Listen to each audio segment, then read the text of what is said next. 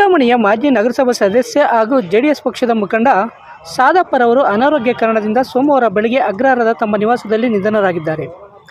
ಮೃತರ ಪಾರ್ಥಿವ ಶರೀರವನ್ನು ಅಗ್ರಹಾರದಲ್ಲಿನ ಸಾದಪ್ಪನವರ ನಿವಾಸದ ಬಳಿ ಸಾರ್ವಜನಿಕರ ದರ್ಶನಕ್ಕಾಗಿ ಇಡಲಾಗಿದೆ. ಸಂಜೆ 4 ಗಂಟೆಗೆ ಮೃತರ ಅಂತ್ಯಕ್ರಿಯೆ ಅಗ್ರಹಾರದ ರುದ್ರಭೂಮಿಯಲ್ಲಿ ನಡೆಯಲಿದೆ ಎಂದು ಸಾದಪ್ಪರವರ ಕುಟುಂಬದವರು ತಿಳಿಸಿದ್ದಾರೆ.